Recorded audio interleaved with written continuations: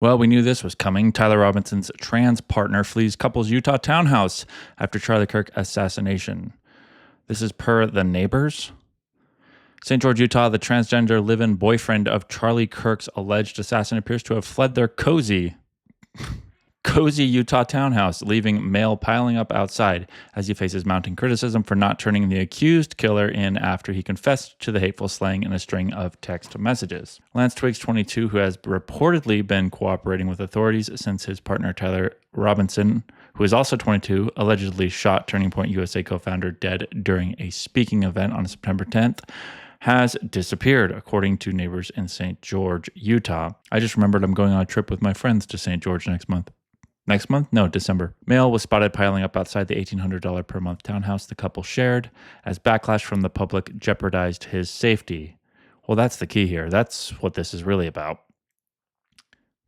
They know where he's at. There's no way. He's in witness protection. Cops are still a presence in the quaint community, even 2 weeks after Robinson was cuffed. Lance Twiggs, Tyler Robinson's live-in boyfriend, appears to have abandoned their cozy Utah townhouse. What is going on? Is the real estate agent for this property writing the article?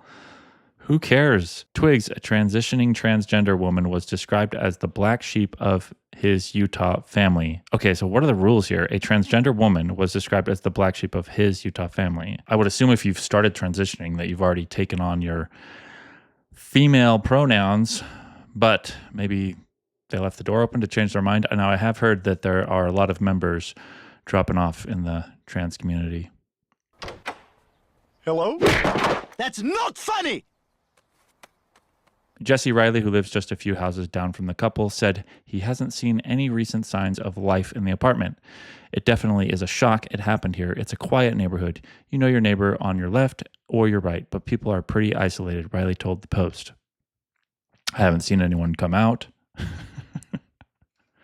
Stop.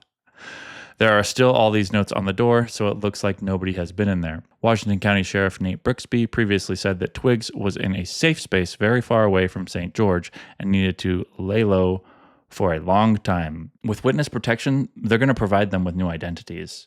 One of them was already transitioning. And part of being in witness protection is that you have to cut off all ties with your previous life. So it could end up being both of them that are in witness protection. They're going to get new social security numbers. They're going to get new driver's license. They're going to get, they may even have facial changes, reconstruction done, especially since we already know one of them wants that anyways. But yeah, they're going to completely disappear. If you're put into witness protection, what actually happens? Before a trial, witnesses and sometimes their families are placed in temporary housing until they can testify. Huh.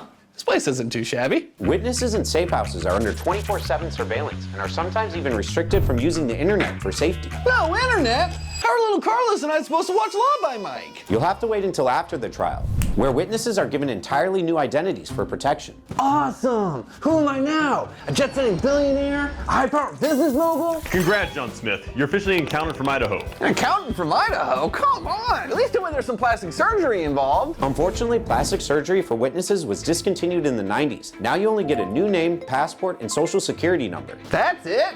I literally just testified against the Italian mafia. Don't worry, the next step is relocating you somewhere completely new. Oh, I can't wait to live a life of luxury.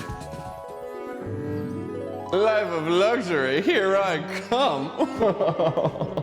Witnesses are typically relocated to middle-class or working-class neighborhoods to avoid attention. Aw, man. Twiggs has not been charged with a crime in connection with Kirk's shooting and has been an integral part of the investigation as Robinson's apparent go-to in the immediate aftermath of the assassination.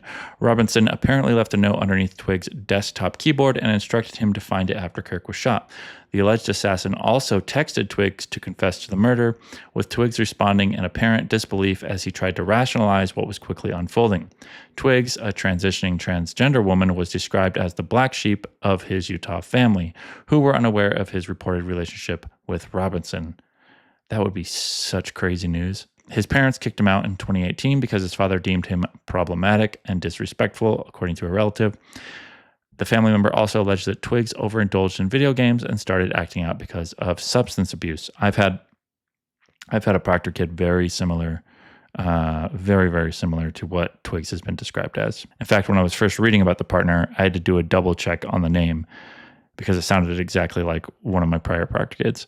Twiggs lived with his grandparents before moving in with a group of college roommates. After they graduated and the roommates moved out, Robinson entered the fold. He shared support for former President Joe Biden in 2022 and joked about being targeted by advertisements for different mental health disorders, including schizophrenia and borderline personality disorder.